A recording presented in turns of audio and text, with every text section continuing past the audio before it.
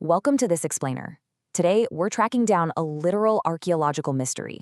We're talking about a site that fundamentally changed Indian history, yet, astonishingly, it remains hidden right in plain sight.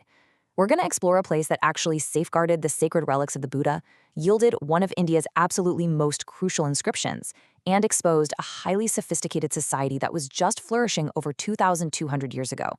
And despite its earth-shattering significance, hardly anyone even knows its name, Bhattiprolu. Okay, let's dive into this, because this is where the story gets really, really fascinating. What if I told you that a quiet little village in modern-day Andhra Pradesh practically rewrote the history books overnight? Just imagine, a society thriving over 2 millennia ago. We're talking about people engaging in international trade, pioneering brand new forms of writing, and building these absolutely monumental structures. That is the 2,200-year-old society we are unpacking today. And honestly, the stakes get even higher. What if I told you that this very site held some of the most sacred deposits in all of Buddhism? I mean, actual relics, enclosed in precious caskets. It was a major pilgrimage center of immense religious importance. But there's a tragic irony here, right? While millions of people flock to other historic sites globally, Bhattiprolu's name is virtually unknown to the wider public. Well, we are going to change that right now by looking at exactly where this incredible place is located. So, to understand why this settlement, which, by the way, was known in ancient times as Pratipalapura, became such a big deal, you really just have to look at its geography. It was positioned perfectly in the Krishna River Delta. This wasn't some isolated middle-of-nowhere village. It was a bustling, highly strategic hub. The Delta provided incredibly rich agricultural land and abundant water. But more importantly, it offered river transportation and maritime connectivity. It was basically a magnet for ancient merchants, monks, rulers, and pilgrims in the centuries right after the Buddha's Mahaparinirvana. But here's the crazy part. For centuries, all of this incredible history was completely lost to time.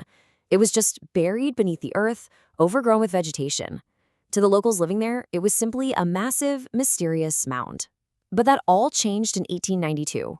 That's when British scholar Alexander Rhea conducted a groundbreaking excavation of the site, and what he found buried beneath the dirt would permanently change Indian archaeology forever. So what did Rhea's team actually find? Well, they unearthed the Great Stupa of Bhattiprolu, which was this absolutely massive Buddhist monument dating all the way back to the 3rd to 2nd century BCE. Let's break down the incredible architecture of this structure layer by layer. It started with a massive circular foundation that formed the core. Right at the very center lay the sacred relic chamber. Above this rose a huge hemispherical dome, which was brilliantly designed to symbolize the universe and the spiritual presence of the Buddha. And surrounding the whole thing was a circumambulatory path. Just imagine being an ancient pilgrim walking that very path, performing devotional rituals right in the shadow of this towering dome. Now, what's really interesting here is how the most sensational discovery was actually protected. We can kind of peel back these protective layers exactly like the archaeologists did. When they finally reached that central relic chamber, they didn't just find a simple box. No way. They found a complex, nested system of reverence. First, there was an outer stone container acting as a protective chamber. Inside that, multiple inner reliquaries. Within those, rare and beautifully crafted crystal caskets. And nestled alongside the sacred Buddha relics were precious offerings, gold ornaments, pearls, and jewels that had been carefully left by devoted pilgrims. But the physical treasures weren't the only things locked away inside those caskets. Engraved right onto them was something that literally sent shockwaves through the academic world. The Bhattiprolu Script. Honestly, this is arguably the site's most significant contribution to history.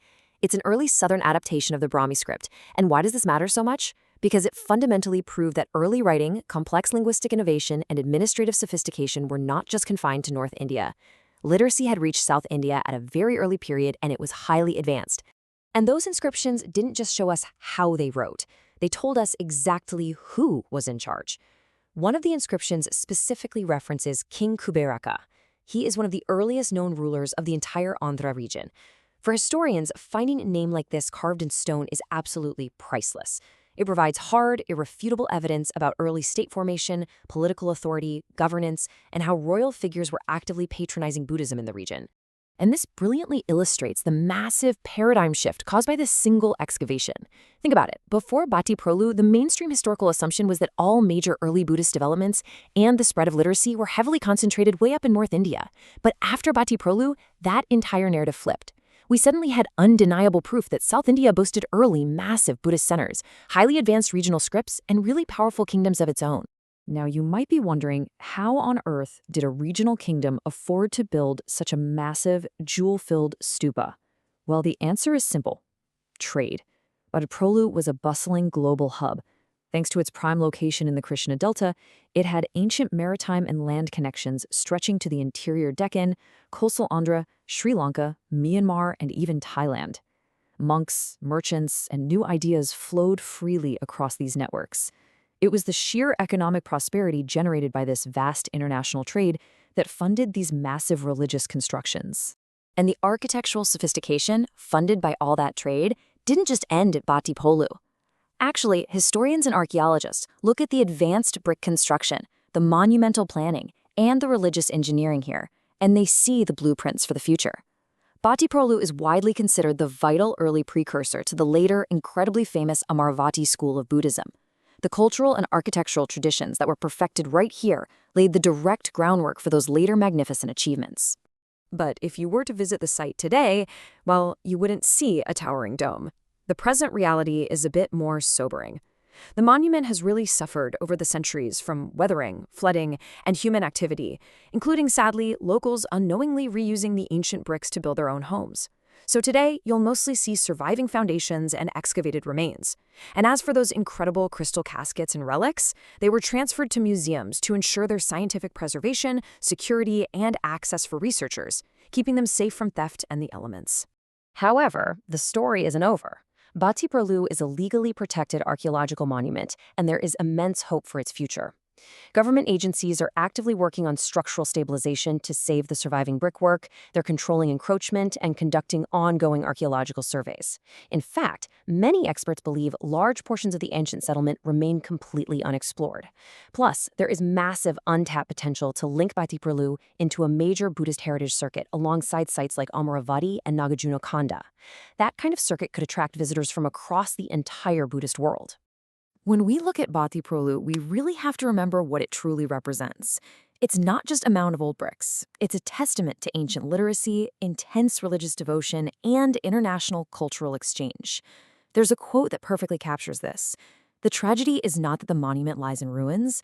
The tragedy is that so few people know its story. Every single inscription there preserves a forgotten voice from over 2,200 years ago." Preserving our history requires a lot more than just stabilizing bricks. It requires us to actively remember and share the stories of these incredible civilizations.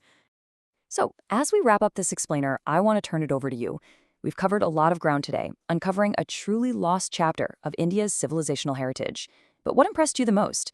Was it the sheer massive scale of the Great Stupa? Maybe the intricate, nested crystal caskets holding the Buddha relics?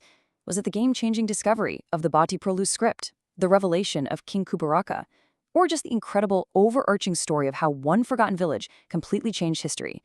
Let me know, and keep seeking out these hidden stories, because every archaeological site has a fascinating world just waiting to be rediscovered.